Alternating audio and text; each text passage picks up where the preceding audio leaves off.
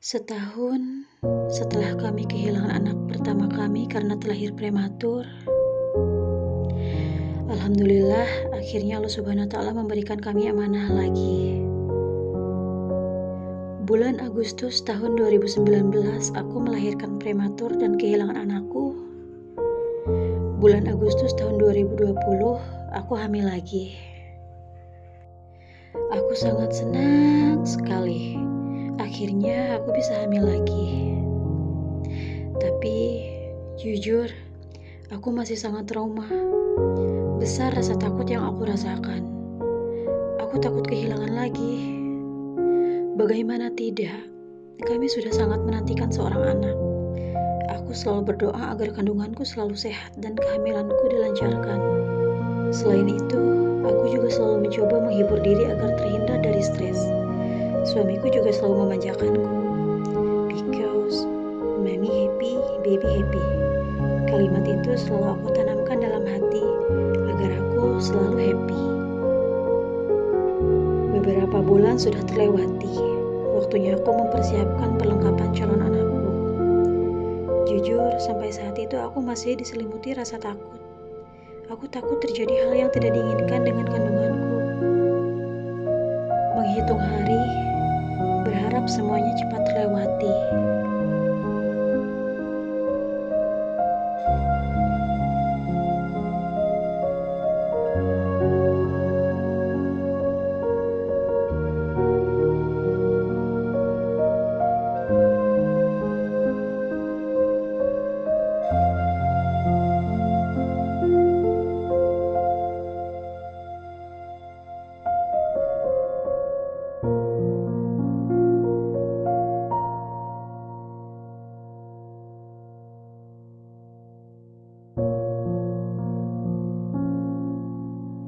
Ketika jadwal operasi hendak dilaksanakan, lagi-lagi harus diundur karena dokter berhalangan untuk datang, karena ada pasien lain yang lebih membutuhkan dokter tersebut.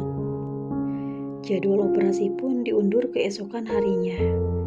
Sedikit kecewa, yang tadinya berharap bisa menjalani operasi tanggal 14, tapi harus diundur menjadi tanggal 15. Tapi aku sadar, karena bagaimanapun, manusia hanya bisa berencana, tapi Allah yang menentukan.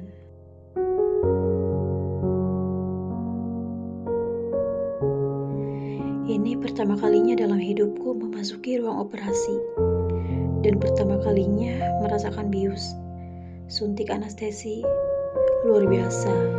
Ternyata melahirkan sesar pun bertaruh dengan nyawa. Setengah sadar aku rasanya pasrah pada saat itu. Aku merasa mual, entahlah gak karuan. Dan ternyata katanya operasiku berjalan dengan lancar, tapi sedikit lebih lama. Karena dokter sempat kesulitan mengeluarkan bayi yang ada di dalam perutku.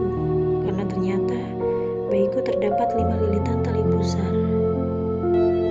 Setelah keluar ruang operasi, yang aku cari suamiku. Dan aku hanya bisa nangis, tidak bisa berkata apapun ketika suami bertanya, "Apa yang kamu rasakan?" Aku tidak bisa menjawab apapun selain meneteskan air mata. Entah perasaan apa, entah harus bagaimana, senang, sedih, merasa lega, atau merasa khawatir.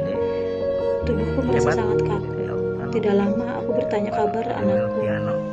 Menurut keterangan dari suamiku, sebetulnya dokter belum memperbolehkan suamiku untuk memberitahuku bagaimana kondisi anakku. Karena kondisi anakku saat itu sedang dalam penanganan. Pada saat dilahirkan dia kelamaan di dalam, akhirnya dia memakan sedikit ketuban dan darahku. Tapi suamiku tidak bisa menyembunyikan itu. Akhirnya dia memberitahuku dan menunjukkan foto anakku. Sambil senyum, suami bilang kalau anak kita sehat, lucu, ganteng, rambutnya tebal, dan keadaannya baik-baik aja, walaupun terpasang selang di mulutnya karena dokter sedang mengeluarkan darah dan ketuban yang tertelan. Akhirnya, sehari setelah operasi, aku belajar jalan karena ingin bertemu dengan anakku. Dan alhamdulillah, akhirnya aku bisa melihat, menggendong, bahkan menyusui anakku. Masya Allah, senang sekali.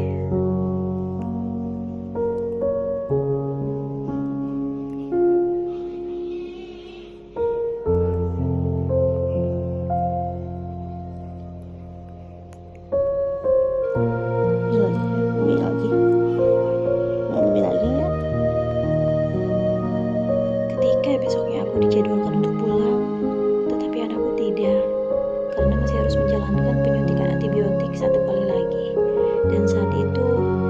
sedikit terlihat kuning, jadi dokter memutuskan agar anakku difototerapi terlebih dahulu. Akhirnya, aku pulang ke rumah dan kembali menengok anakku yang sedang difototerapi. Tapi aku hanya bisa melihat di luar jendela saja, karena aku tidak bawa baju ganti.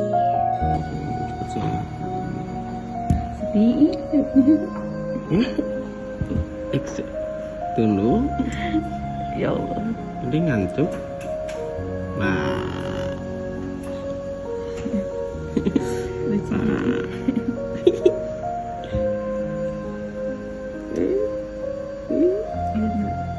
Rambutnya. Liatin. Nanti mama ngeliatin papa. Nah. Aku pulang ya.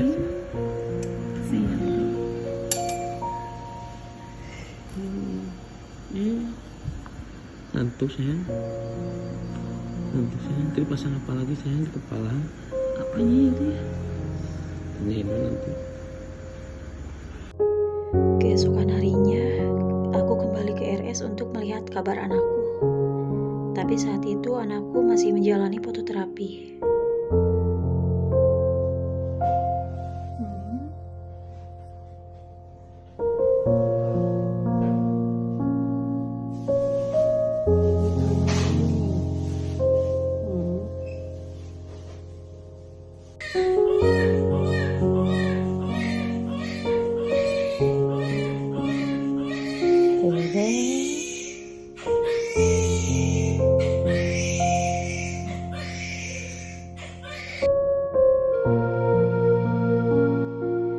Dan keesokan harinya, barulah anak kami bisa kami bawa pulang.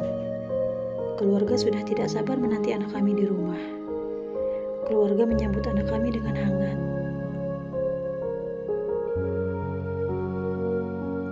Kalandra Melviano Altafaja. Itu nama anak kami. Aku bersyukur sekali karena proses persalinannya berjalan dengan lancar. Hingga kini aku bisa memeluk anakku. Aku tidak menyesal sama sekali melahirkan dengan secara sesar. Justru aku beruntung karena dengan plasenta previa yang mengharuskan aku disesar, kami jadi tahu kalau ternyata anakku terdapat 5 lilitan tali pusar. Seandainya saja aku memaksakan untuk melahirkan secara normal, entah apa yang terjadi.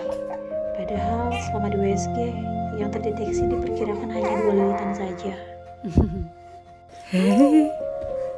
Apa? Enggak.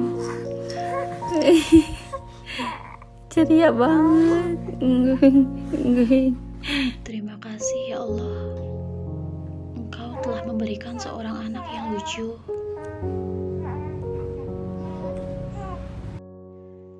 Semoga anakku menjadi anak yang soleh, berbakti kepada kedua orang tua, taat kepada agama, menjadi pemimpin dunia dan akhirat, banyak rezeki, selalu sehat, dan panjang umur.